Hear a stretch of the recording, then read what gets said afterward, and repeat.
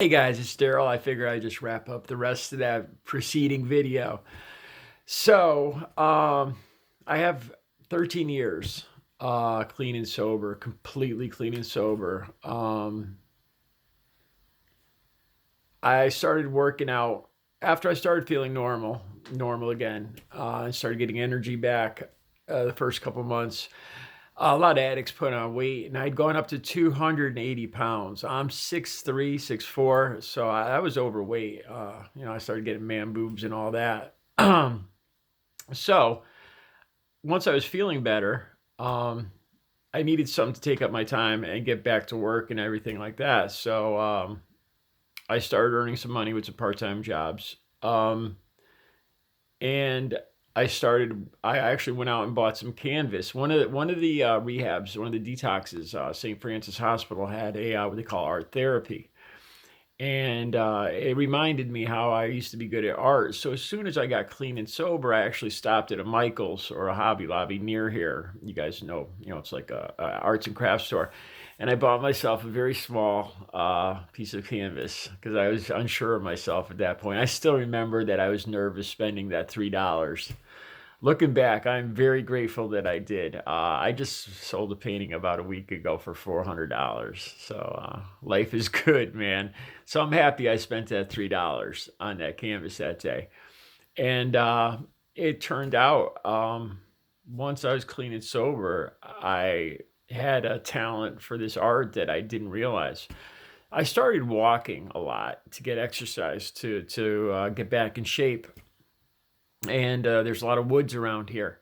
So I would spend hours walking and hiking and studying the trees, the bark, the moss, the way the sunlight comes through the trees, the actual colors.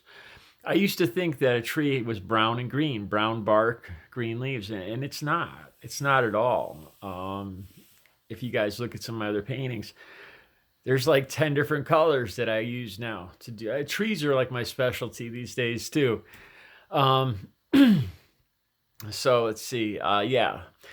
And I got myself a full-time doctor. I was still getting the medically assisted treatment at this time, and so I had to get a doctor to get my health together. My cholesterol was through the roof. It actually scared me. It was over three. It was almost 400, I think. The comedy, I don't know, the bad one, and it made me picture like sludge moving through my veins. And at 280 pounds, it scared me. So I got myself a regular doctor. He got me on Lipitor. I started working out.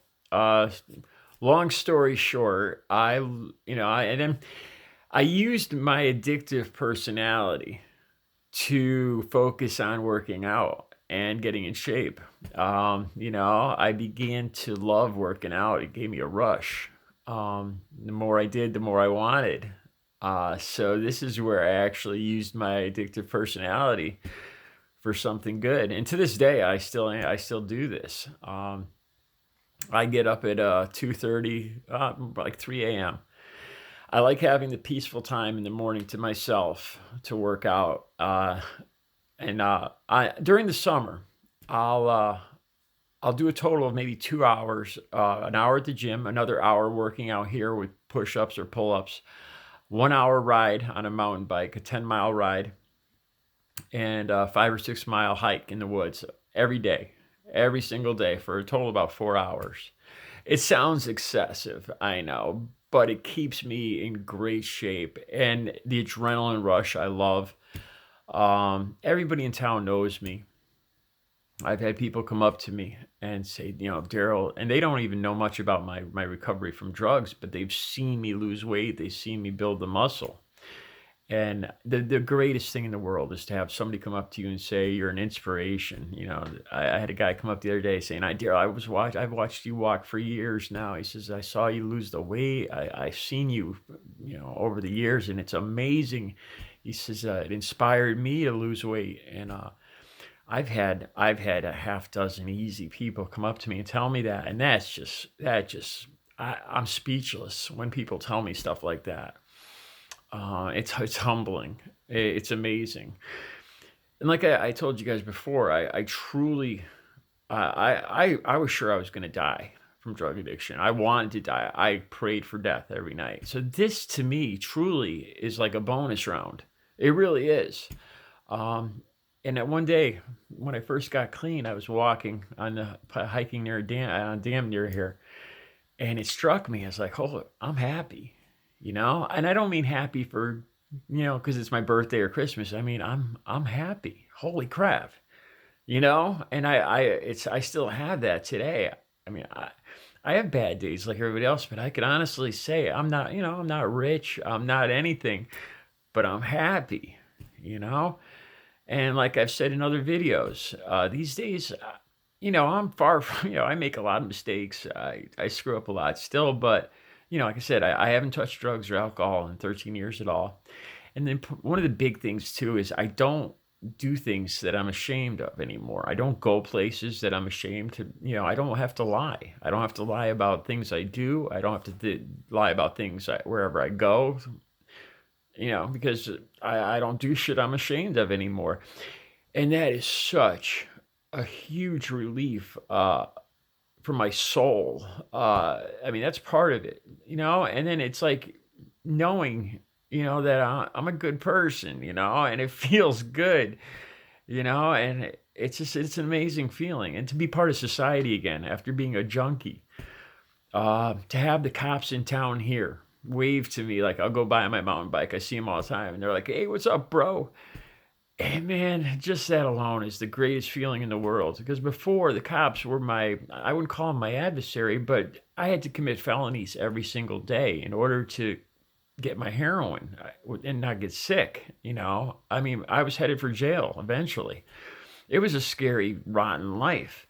And now the cops look at me, and I've told them my whole story of recovery, and they love it too, and it's just such a great feeling. And I want to share this with other people, and I feel that's the reason that I've been given this second chance, that I was spared more or less, and I really do feel that, in any way. I've donated my time. I put in murals. I donate my paintings to buy Narcan. Once a year, there's a silent auction here in Hartford where I donate some of my artwork, and they sell it off, and they buy Narcan to save lives with that. And there's some other things I do, but I always feel like I could do more. That I feel like I owe my life, and I always will, especially to the methadone clinic too. I still go back there and do murals on the walls there and do whatever I can. It's a good feeling. But the most important thing is there's hope. You can do it. I remember them telling me in a couple different detoxes that out of 37 people in that room, only 2 people would be able to stay clean for, I think it was a month or a year. It's a low number, man. You don't, it's hard. It ain't easy. There's very few people that make it out, but you can do it. You can do it. There's hope. There's hope for your family, for you, for any, because out of 2 million people suffering here in America, like I said, I just saw that commercial just about an hour ago. 2 million people are suffering just from opiate addiction here in America. So chances are somebody out there knows somebody or suffering themselves. And if there's anything I can do, like I said, I'll leave an email too, so you guys can get a hold of me personally. It's possible, man. You can have your life back, and it's a good life, man. All right, you guys have a good day. I'll talk to you more later tomorrow.